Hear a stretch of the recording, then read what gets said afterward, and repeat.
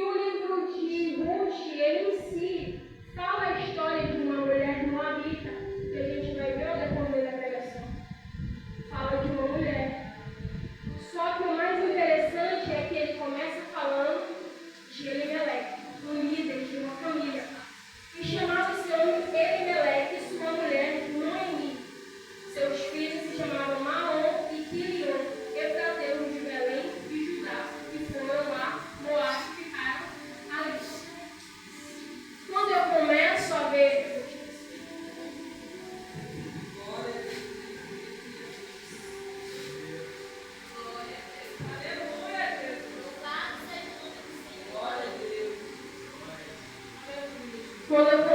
ver esse texto e começo a ver a vida de Elimeleque, e estudando ali ao decorrer dos dias, eu vi o quê? Que geralmente o nosso marido, o nosso esposo, ele é geralmente uma referência para a gente no quesito de ser um homem de Deus, de orar, de ler Bíblia, de tudo. O nosso marido é uma referência para a gente. E no versículo 2, Elimeleque, ele decide assim por ele mesmo. A Bíblia ela não enfatiza muito sobre a vida de Elimeleque, mas a gente não vê Elimeleque orando antes de sair de Belém para então residir em Moabe.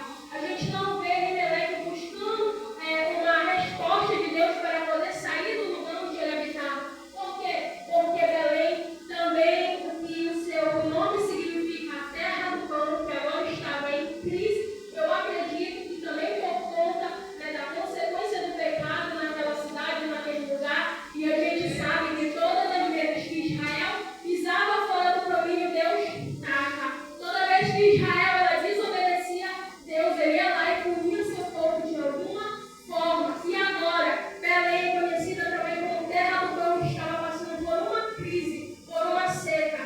E a gente vê esse homem saindo desse lugar e indo morar na cidade de Moabe. E o texto, em outras versões, ele fala que este mesmo saiu por causa disso, ou seja, por causa da fome.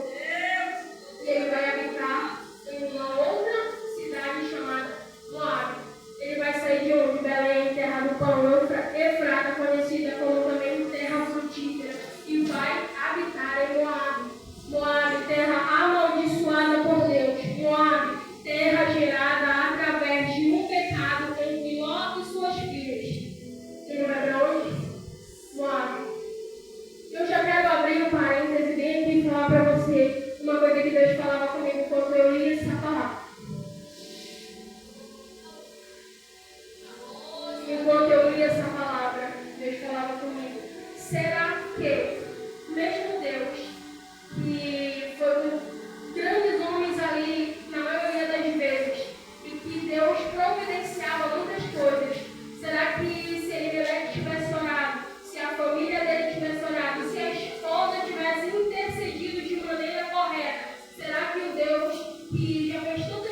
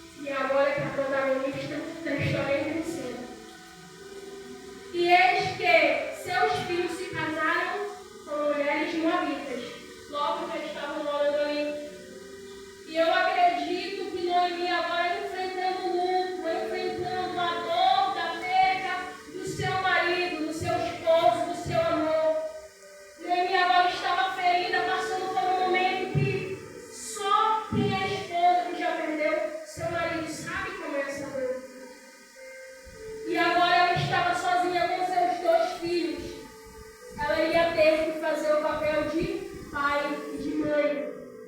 Ele iria ter que fazer o papel de responsabilidade dentro da sua casa.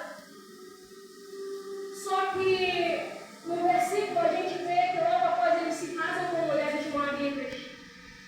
E eu acredito que aquilo, por mais que elas sejam moabitas, mas eu acredito que aquela situação trouxe um pouco de alegria para o coração de Noemi. Por quê? Meus filhos casaram, agora eles vão me dar netos e aqui eu vou voltar finalmente a ter um novo lar de felicidade. Só que a Bíblia fala que o tempo passa e os filhos de Noemi também morrem, não deixando nenhum descendente para ela. Ou seja, Noemi tem seus sonhos frustrados desde a morte do seu marido. Por quê? Porque eles achavam que iriam ficar temporariamente em Moabe e logo depois seu esposo morre. Logo depois seus filhos morrem. E vocês imaginam a dor que essa mulher estava sentindo. Seu esposo morre, logo depois seus 2 filhos também morrem. Noemi começa a murmurar, ela começa a ficar angustiada. Eu imagino Noemi falando: Deus, a perda do meu marido eu posso até suportar. Uma perda eu posso até suportar, mas meus 2 filhos também ser tirados de mim de forma prematura, Senhor. O que tu queres de mim, meu Deus? Será que eu errei? Será que eu pequei contra ti? Primeiro meu esposo, agora meus 2 filhos, e Noemi fica sozinha. Só que Deus é tão lindo, Deus é tão maravilhoso, que Ele vai levantar uma mulher para dar suporte para Noemi. Ele vai colocar alguém na vida de Noemi para fazer com que ela venha sentir novamente uma alegria. Uma amizade gerada pelo próprio Deus. A Bíblia fala que Noemi agora está angustiada. Ela está sofrendo pelo mundo, ela está sofrendo a perda do seu marido, dos seus filhos. E no versículo 3, eu acredito que depois de tanto choro, depois de tanta dor que Noemi estava sentindo, no versículo 6 fala: e levantou-se Noemi.